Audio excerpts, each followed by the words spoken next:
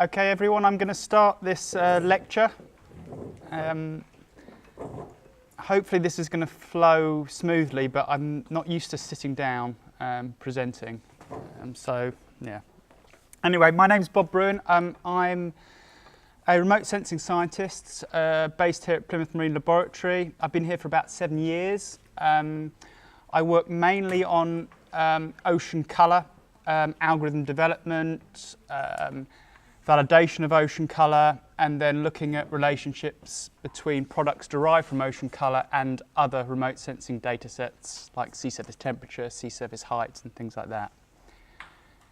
I'm going to talk today a little bit about the ocean carbon cycle. Now, I'm not an expert on the ocean carbon cycle, but I'm glad that Shuba's here, so hopefully she can pick up on anything that I might slip up on. But I have been working on the development of ocean colour products that can be used to help understand the ocean carbon cycle and processes involved in the carbon cycle. So I gather you guys have had quite an intense day, so this isn't going to be too technical.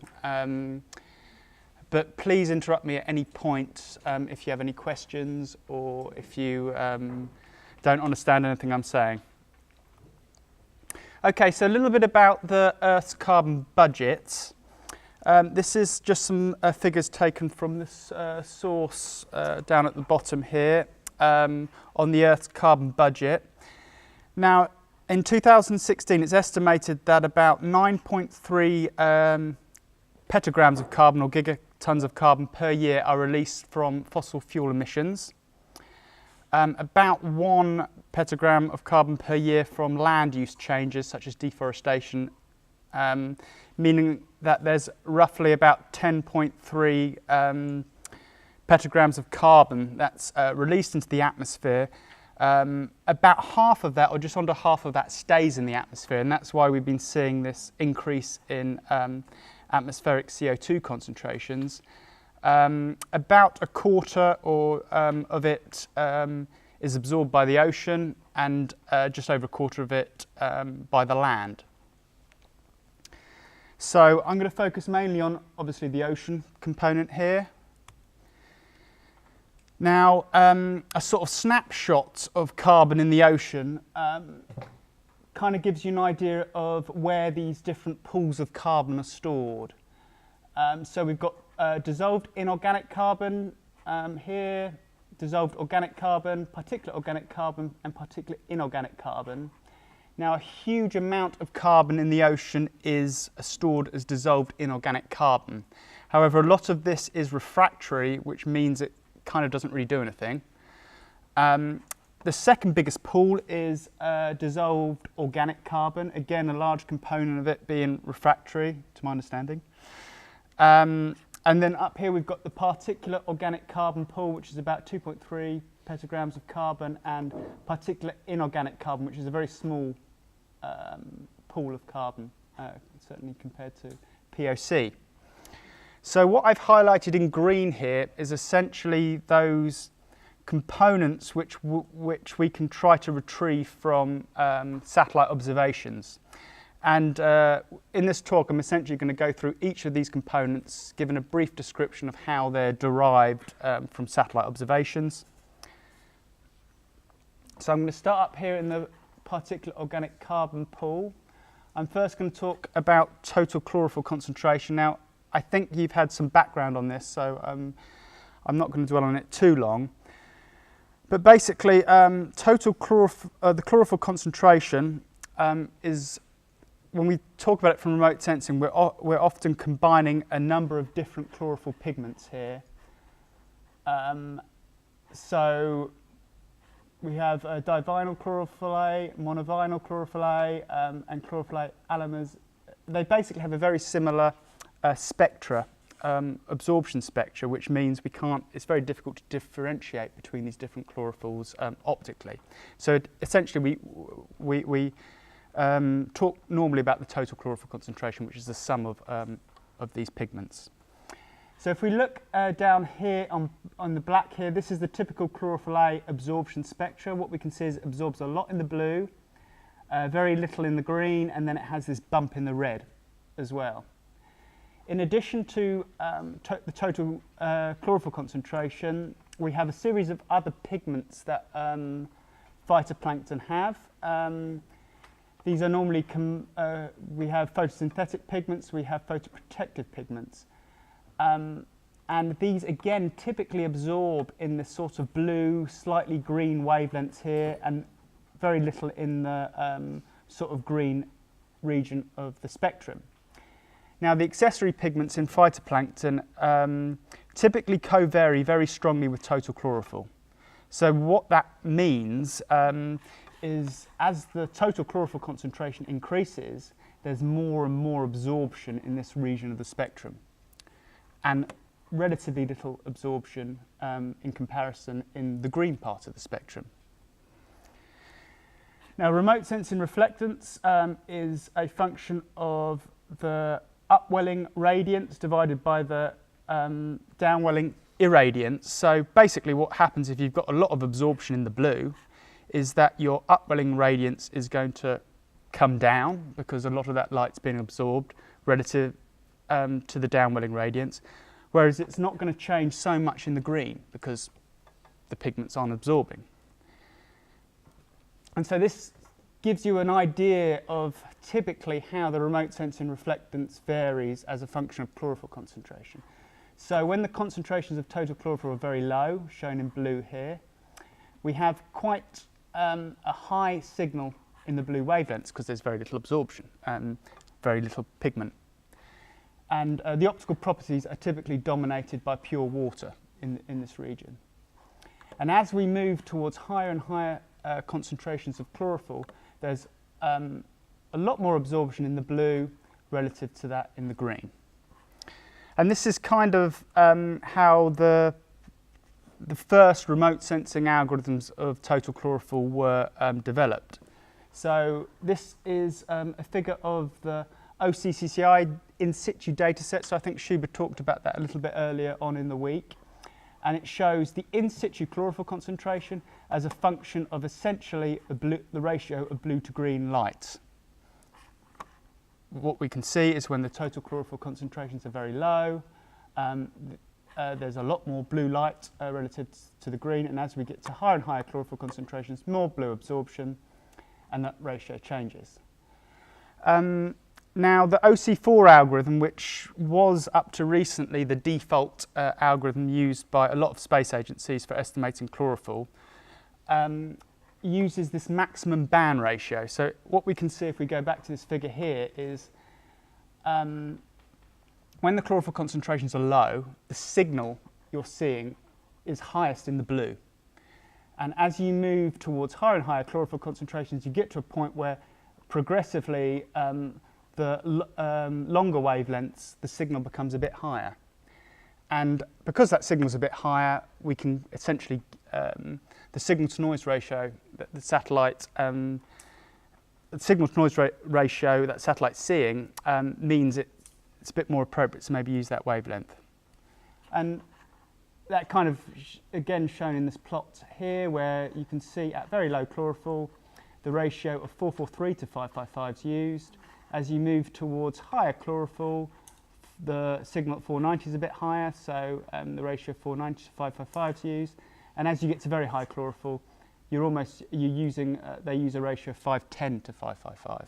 Again, you can see at these very high chlorophylls, it's that region of the spectrum that's a bit higher than the blue.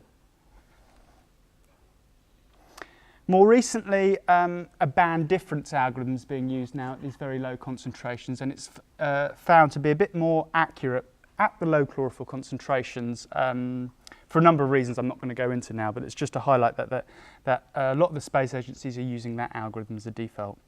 In CCI, they're using actually an approach where they're switching algorithms depending on the optical water type.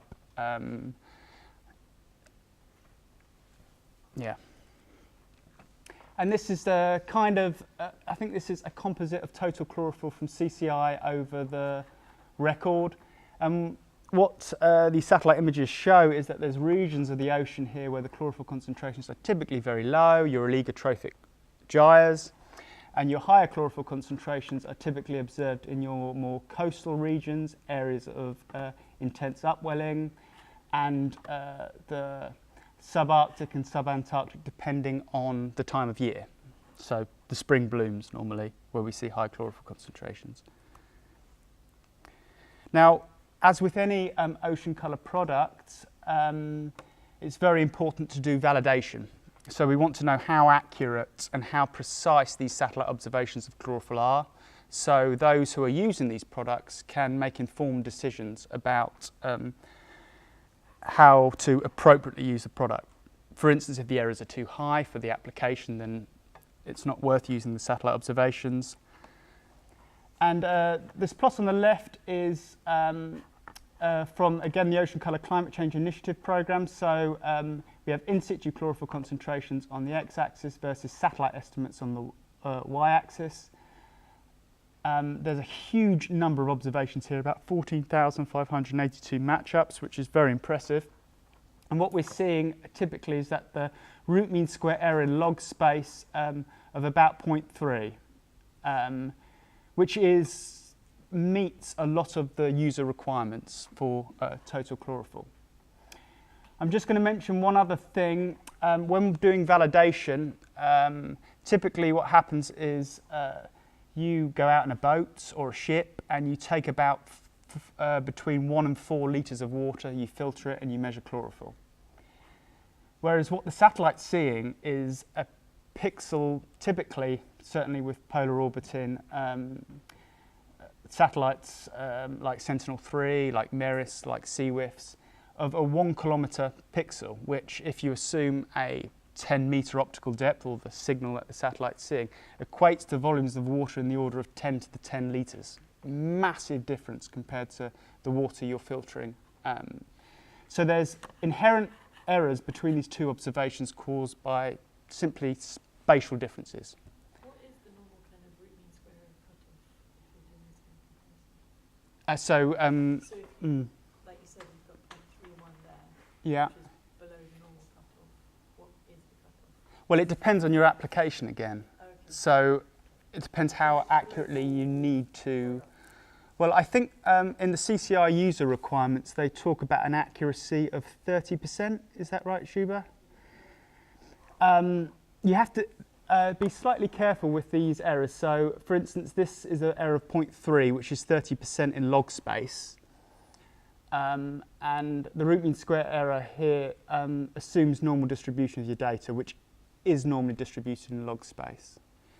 But yeah, to answer your question, it depends on the application. Typically, the user requirements, they talk about an error of 30%. Accuracy of 30%. Sorry, accuracy of 30%, yeah.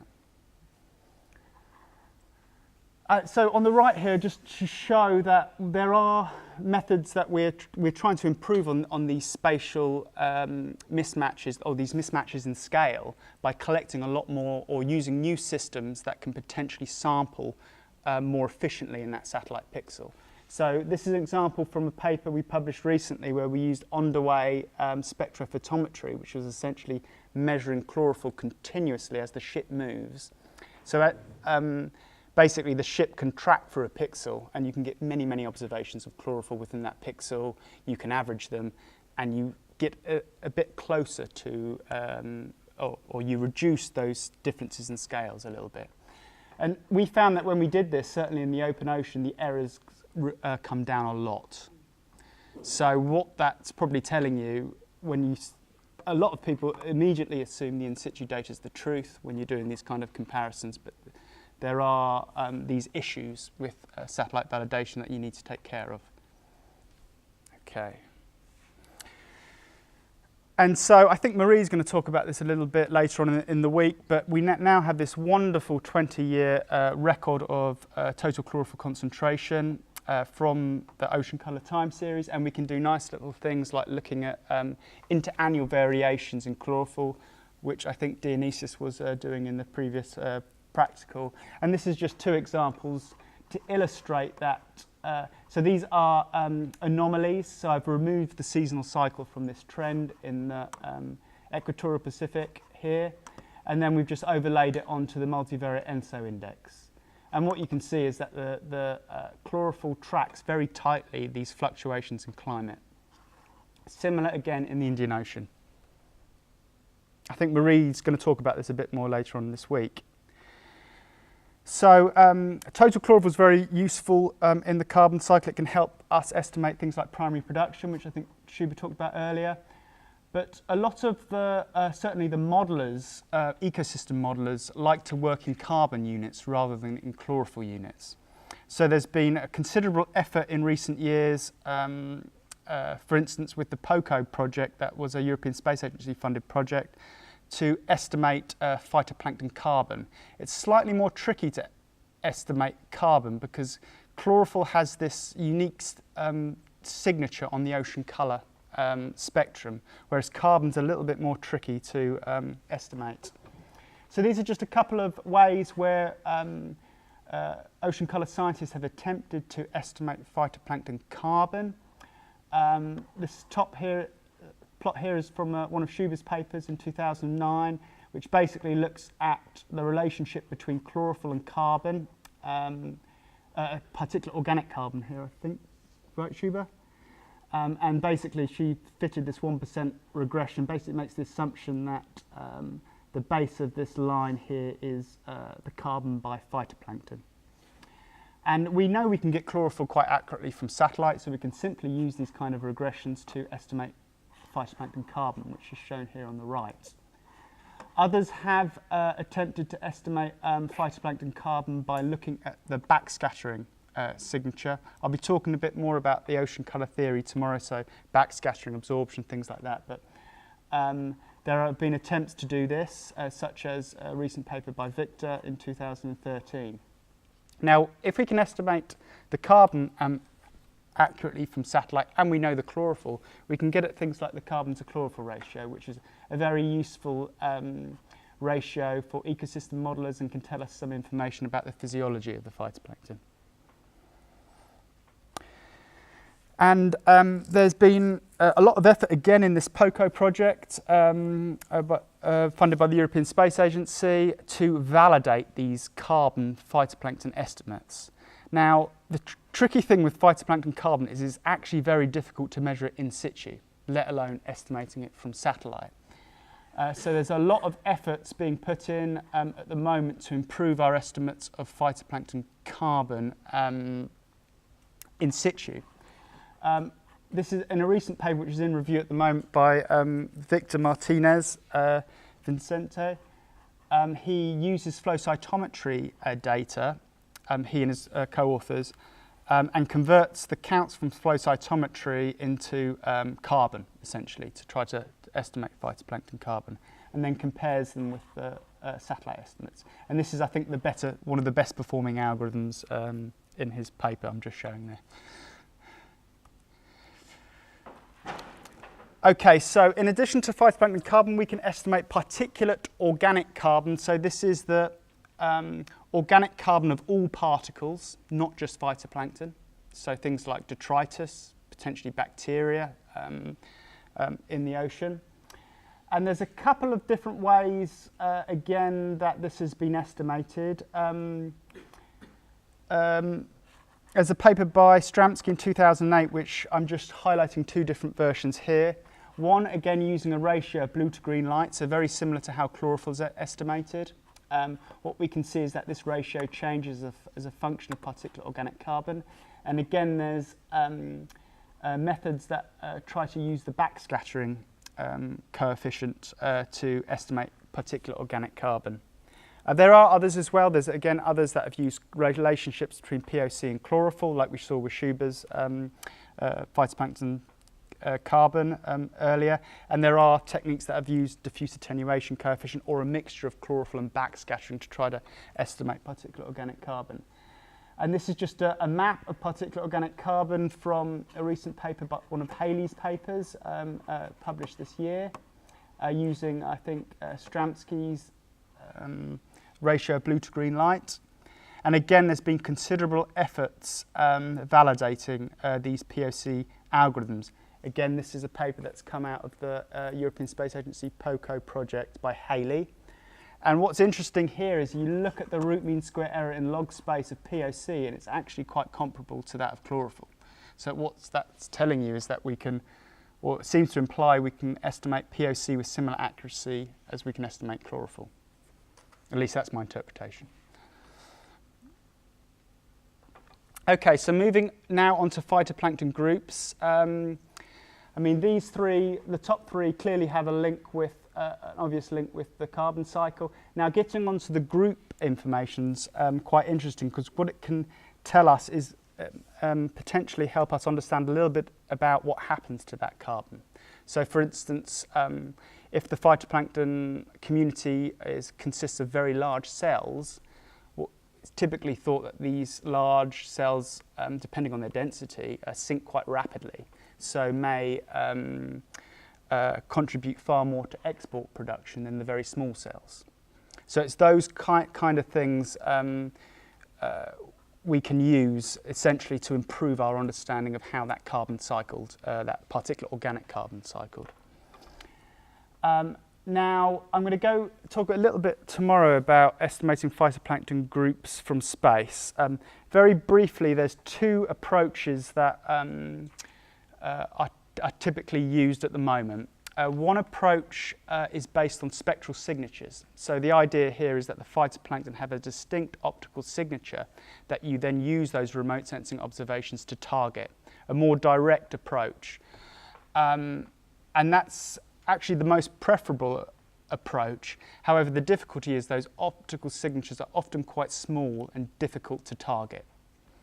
A second approach that people have used is looking at relationships between the phytoplankton community structure and some variable that you can derive with reasonable accuracy and precision from satellite. So, and that's an example I'm showing here. So this is a large phytoplankton pigment data set essentially that's been used to estimate the chlorophyll concentrations of three groups of phytoplankton partitioned according to their size, pico, nano and micro. And we're plotting these concentrations as a function of the total chlorophyll.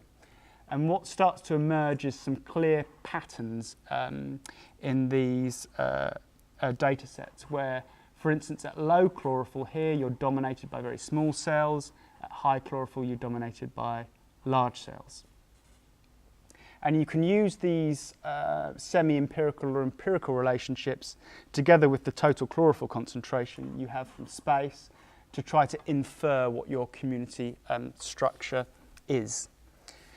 Now, the slight disadvantage with this approach is it's not a direct way of detecting the phytoplankton. So if these empirical or semi-empirical relationships you're using don't hold, then you're going to get the community, the phytoplankton community structure wrong, basically.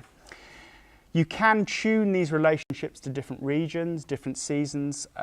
So in this way, you're essentially using the information you see from ocean colour as a way of extrapolating some relationships you've derived in situ.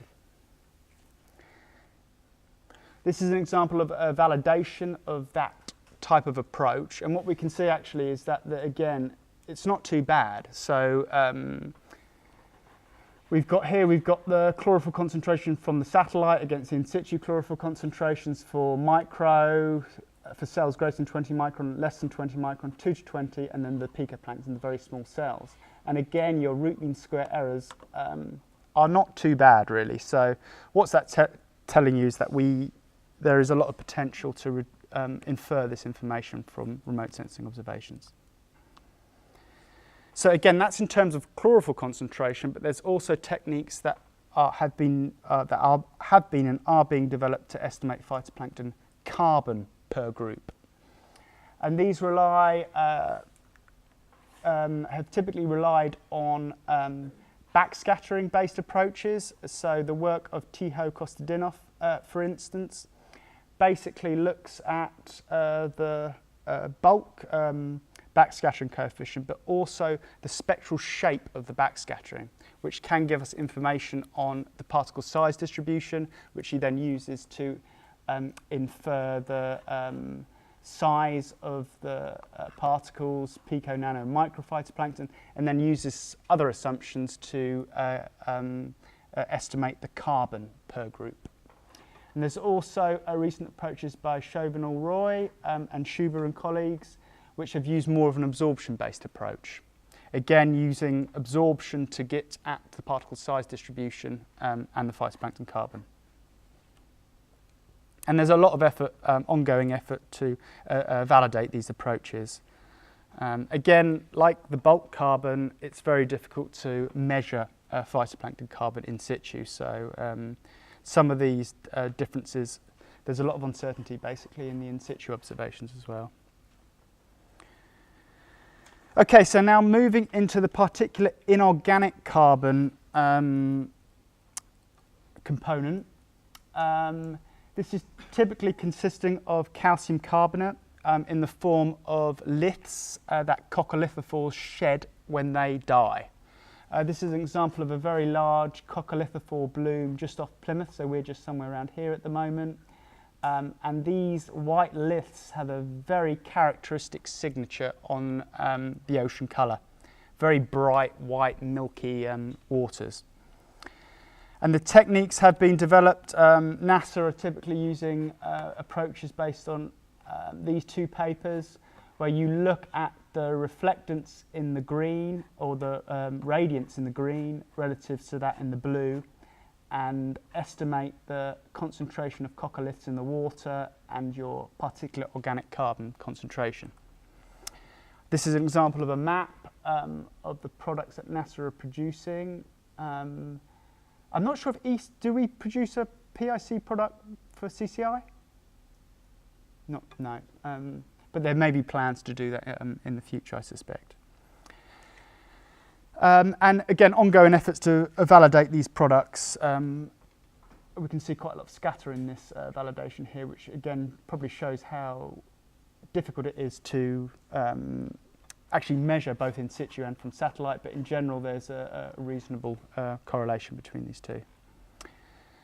Okay, so now on to primary production. I'm only going to touch on this very briefly because I understand you had a lecture on primary production this morning. So just to highlight that ocean colour products such as chlorophyll A concentration or the phytoplankton carbon concentration, together with photosynthetically available radiation, so the amount of light, and with some algorithms, other variables like temperature, are used to estimate primary production from space. Okay. So there's also methods to estimate the amount of carbon that's exported to the deep ocean. Various techniques have been proposed to do this, some even based on information on phytoplankton groups, as I suggested earlier. I'm just highlighting one approach here that was published in 2011, where they essentially estimate the EF ratio, or the ratio of particulate organic carbon in the euphotic zone relative to how much is exported to the deep ocean. And they do that as a function of two variables that can be derived from satellite primary production, or total primary production, and also sea surface temperature. And they use that information to estimate the amount of exported carbon. And there's still a lot of uncertainty in these export carbon estimates that range, I think, between about 6 and 15 gigatons of carbon per year. So quite a lot of discrepancy still. So there's a lot of potential, a lot of ongoing work in this field at the moment. One of the slight-ish, I think, is that right? Well, so I read, between about 6 and 15, I think, gigatons of carbon. But there's one of the slight issues which I'll come on to in the moment is that the ocean colour signature is only representative of the very surface layer, typically ranging between about 1 and 40 metres. So trying to infer information like exports, challenging. Various new technologies are being developed, which I'll touch on a little bit later on in this talk, to help that process of inferring what's happening at depth from the surface signature. Okay, so now moving into this dissolved organic carbon fraction, or pool, sorry, of carbon.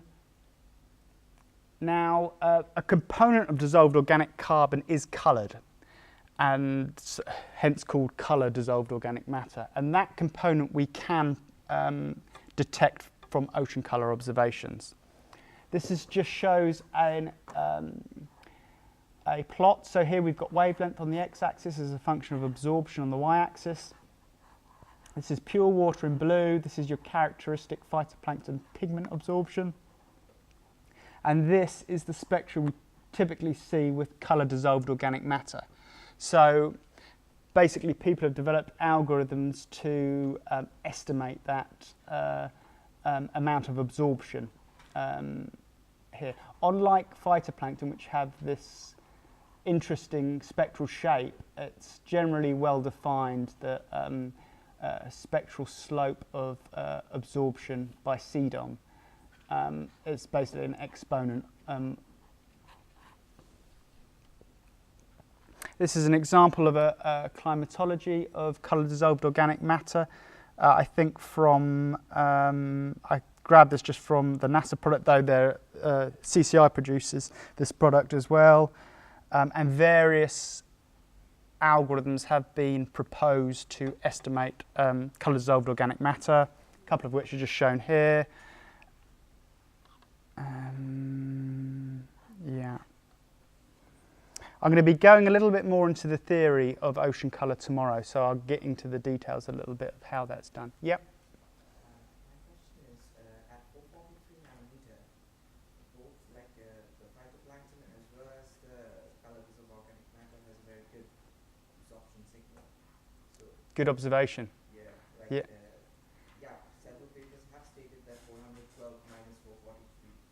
So what are your views about this in this? Well, yeah, it's going back here. This is an interesting problem in terms of the empirical algorithms. So the algorithms we talked about earlier of using a blue to green ratio to estimate chlorophyll, they're going to be very sensitive to variations in CDOM for the same chlorophyll concentration. So what we typically see is in the Red Sea, I think Dionysus was talking about that a bit earlier, or in the Mediterranean Sea, there's thought to be a much higher level of CDOM than for the same unit of chlorophyll than in the Atlantic or the Pacific Ocean. As a result, these empirical default standard algorithms overestimate the chlorophyll concentration because they think there's more absorption by pigments than there actually is. Conversely, in the Southern Ocean, for instance, it's thought the inverse. So the amount of CDOM per unit chlorophyll in the Southern Ocean is thought to be a bit lower than average relationships, and the satellites underestimate the chlorophyll concentration. As I'll talk a little bit about tomorrow with the theory of ocean colour algorithms, these kind of issues favour those more analytical or semi-analytical approaches where they try to partition the ocean colour signature into the various components independently of each other. Again, it's very challenging to do that.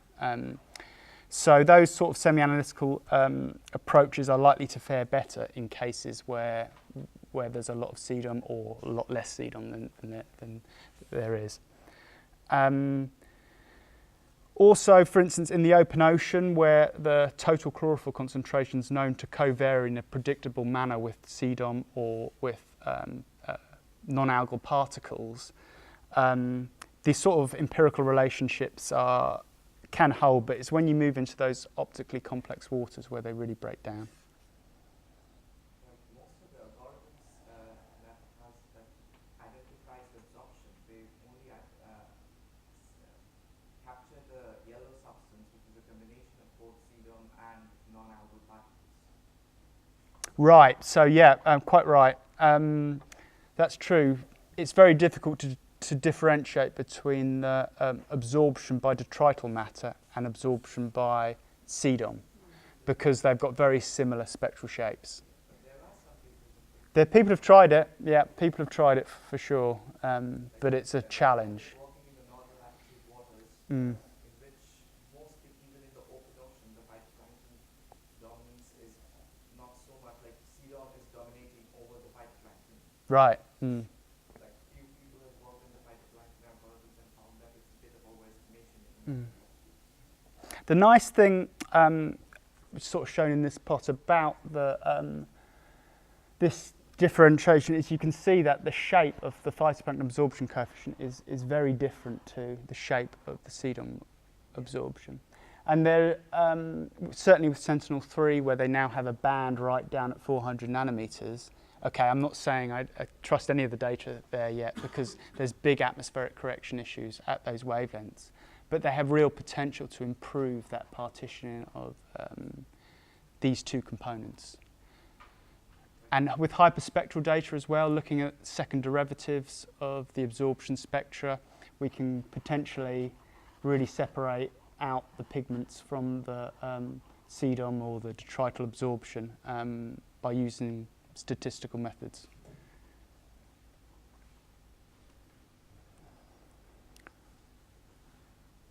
Okay, yeah, and just to highlight validation, there's a lot of efforts. I'm just highlighting this one paper here, but there's certainly a lot of effort going on within the, or has been going on within the Ocean Colour Climate Change Initiative to evaluate a number of different algorithms that try to estimate absorption by CDOM and detrital matter. Okay, so getting on to PCO2 up here, so the particle pressure of CO2 in water. There has been techniques that have tried to estimate PCO2 using satellite observations. Just highlighting an approach here by Ono in 2004, where they use a multilinear regression of temperature and chlorophyll in order to estimate PCO2 in the Pacific Ocean. Okay, so just to reiterate a point I made earlier about the satellite only seeing the surface concentration. There's a lot of effort now being put into autonomous observations in the ocean, a lot of technological developments, one of which is the Biogeochemical Argo program. So these are essentially floating devices here, which have a CTD on them to measure temperature, salinity, and depth. And they also put a series of other biogeochemical sensors on them, such as chlorophyll fluorescence, backscattering. Both chlorophyll and backscattering we can observe from space. And they have other sensors as well, like oxygen, nitrate. I think they're putting transmissometers on these things now. And there's even talk to put video cameras on these as well to observe zooplankton and large particles and things. So how these floats operate, typically they sink to about 1,000 meters, then every 5 to 10 days they do a profile in the ocean. You can actually code these floats to come up every day or every hour if you want, but the problem is the battery dies quite quickly on them. So if you come up every 5 to 10 days, your float could last 5 years, for instance, whereas if you're doing a profile every hour, it's probably going to last a few months. But they typically go down and sit at about 1,000 meters, where it's been shown that many of the sensors don't biofoul too much, and then they do a profile. And there's a lot of effort, ongoing effort now, to integrate observations from BioArgo floats or Argo floats with the satellite observations to get a 3, even 4-dimensional picture of the ocean. Just highlighting a couple of papers by Giorgio, a colleague at this lab here, who's been working on these floats and using the data to get at carbon cycling processes. Yeah, and I wanted to show as well just a quick image of the video of this, of deploying an Argo float. I'm not sure. Okay, so we've been deploying these on the Atlantic Meridional Transect. So this is a transect that goes down the centre of the Atlantic Ocean, and this is an example of us deploying it, I think, near the Southern Ocean, and it just gives you an idea of what these floats look like in the ocean. So basically, the float is essentially on a line here, which is hooked on this crane here, and one of the crew members is just basically going to knock this line off and let the float free. So basically I leant over the side of the ship with a GoPro camera to try to get an image of this float in the ocean. So this kind of just gives you an idea of what they... Oh, not great, is it? Hang on. I'm not a Mac user. How do you go full screen with this, Dio?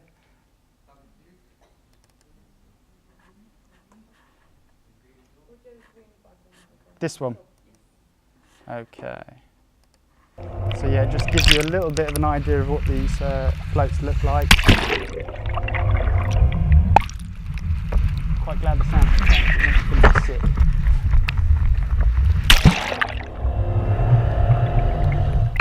I've got the GoPro camera on a telescopic pole, essentially, and I nearly hit the float going past as well.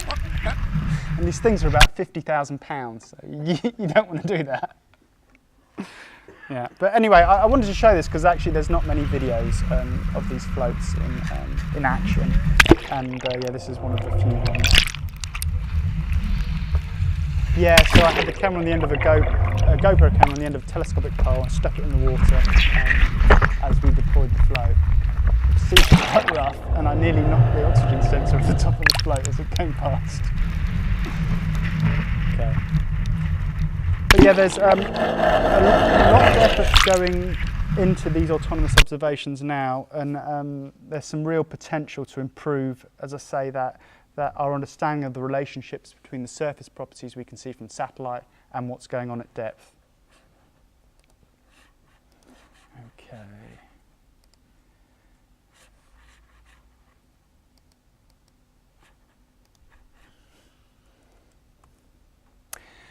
Okay, so in terms of the carbon cycle, there's clearly many components on this figure that we can't observe from satellite data.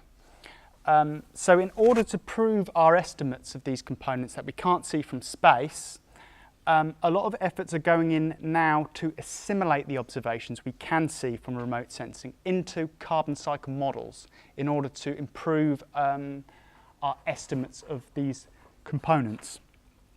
So this is just to show a few examples of these ecosystem models or carbon cycle models where efforts are being made to assimilate these ocean colour observations into the models and improve our understanding of these components that we can't see from space.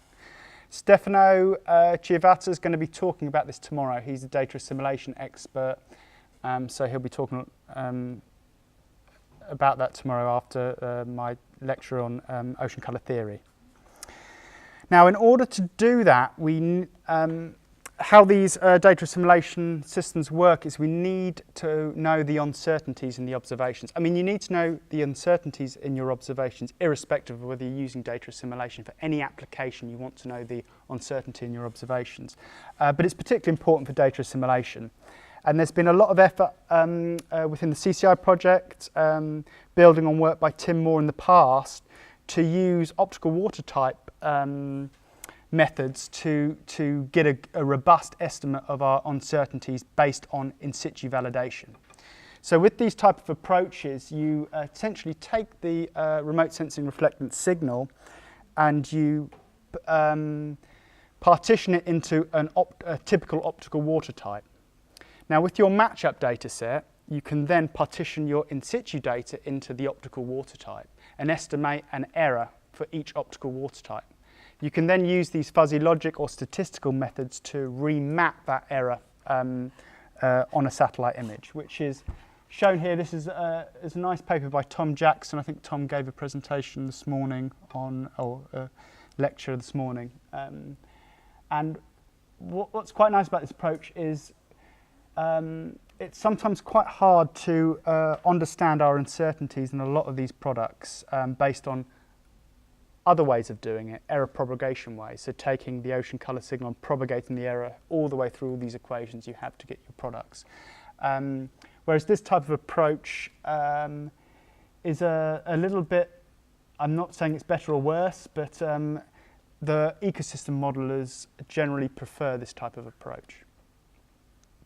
And what it allows us to do, or what we've been doing, is all those products I've talked about earlier, phytoplankton groups, POC, phytoplankton carbon, we can apply these approaches to get uncertainty in those observations, which then the data assimilation people, the modelers, can then use the uncertainty to in their data assimilation scheme.